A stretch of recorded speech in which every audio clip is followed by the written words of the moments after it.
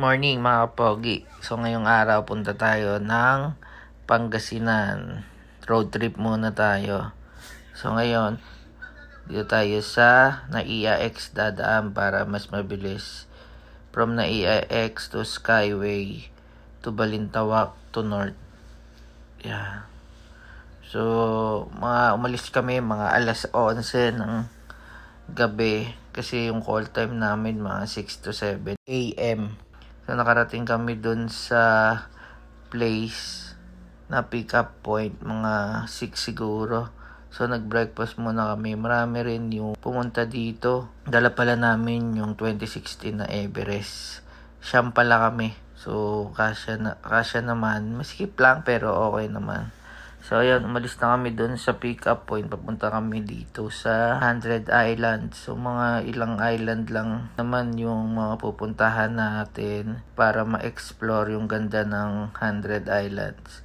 So first step natin yung may parang pilgrimage. Ayan, parang tatlong yung island yung pinagdikit nila. Yung mahaba na yun, tinawid namin. Then punta kami dito sa 100 Island bonsai garden. Ayan, mula sa ibaba hanggang sa taas. Papunta dun sa kabilang island na yon. Doon na mag-iintay yung bangkero. Papunta sa ibang island. So, yan. Yan yung ganda ng bonsai garden o island. Marami ring bonsai doon sa itaas. Kung may explore nyo, maganda rin mga picture. Maganda yung scenery dito. So, yan. Ilibutin. Yan. Oh. Then, after, punta na kami dun sa mga island na pwedeng mag-swimming. Ito, may kahit may jumping din. Ginawa nila ng clip. So, ayan yung mga bata nag-e-explore. So, safe naman kasi naka-life vest naman kami lahat. Pati mga bata. Ayan. So, mababaw lang naman. Kaya pa na naman. Sanay naman mag-swimming. So, yeah, tayo naman. Syempre, pagkasama ng mga bata, kasama din ang tatay. Ayan. So, enjoy lang lagi tayo. Swimming, balik, akyat. Then, balik kami dito sa isang island. Sa ganda ng dagat dito, tsaka ng lupa. So, yan. Dito na yata kami sa South Island. Yan. Dito na rin kami nag-lunch. Kasi may nabibili naman dito. Pero pwedeng magbaon dito para mas mura. So, ayan yung ating Baywatch signature run po. Ayan. So, ayan, gaya natin yung Baywatch. Mga batang 90s. Yan, mga napapanood yung Baywatch na yan. Then, after nyan, snorkeling naman tayo sa ibang island. Yan, may mga dami dyan. Then, after namin mag-100 Island, punta kami ng Bolinao. May nakuha kaming isang room.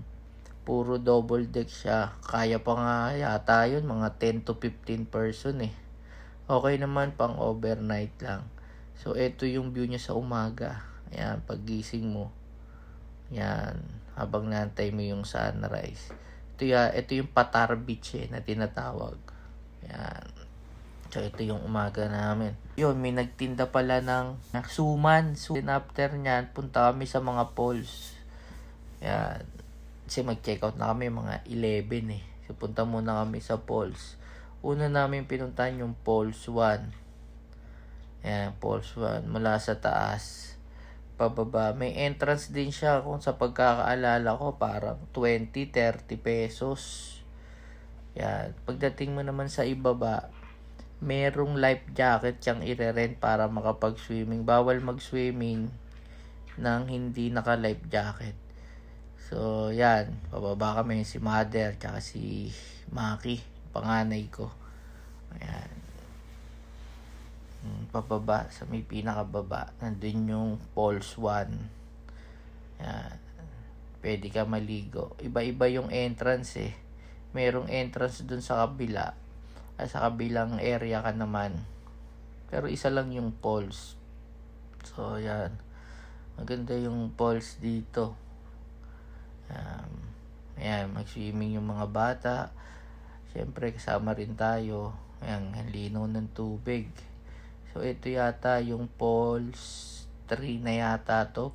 Yung Pulse 1 pa rin. Yan yung area niya. Yan yung life jacket na pwede mong i-read. Doon sa kabila pwede rin magpunta. Ingat lang kasi madulas. So ayan, picture, video, ikot-ikot. Thank you Lord sa experience. Selfie muna. Then after nito, punta kami sa Pulse 3. Diretso kami sa Pulse 3. Kasi yan, dito kami dinala ng tour guide sa Pulse 3. Ayan, naglulublob na kami. Sabi mga bata. Tapos dito merong pwedeng tumalon yung mga bata. May clip dyan na pwede kang tumalon. Ingat lang sa pagpunta doon sa may clip kasi syempre baka madulas. So kailangan din ng life jacket syempre. Ayan yung pinaka pulse. Ayan. Doon sila tatalon. Yan. Mababa lang naman pero okay na din. Ayan, ganda nung ayan, isang ikot. Taas, galing ka sa taas. Yan. Meron din sila dito tinitinda mga pagkain. Pwede rin kayong magdala. Ayan. Pag order na lang kayo. Para kung sakaling pupunta kayo dito sa Bolinao. Ayan. Ganda ng dito. Ayan yung mga bata. O mamaya tatalo na yan. Ayan. Dito rin ako sa baba for safety din syempre. Magandang pwesto para makuhanan yung mga bata. May guide naman yung tour guide. Ina-assist niya rin yung mga bata. So, kung kuha ka ng tour guide, tip ka na lang. Ito yung Patar Beach nung pumalik na kami. Sobra init. Yan. Pero masarap maligo. Then, nung pauwi kami, dumaan lang kami dito sa parang lighthouse. Pero hindi na kami pumasok. So, pauwi na kami dyan Yan, bumili lang kami pasalubong.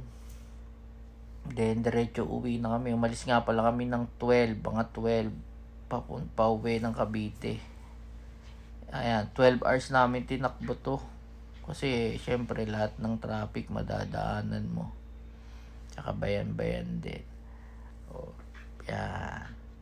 Thank you po pala sa experience at sa safe drive namin papunta at pauwi.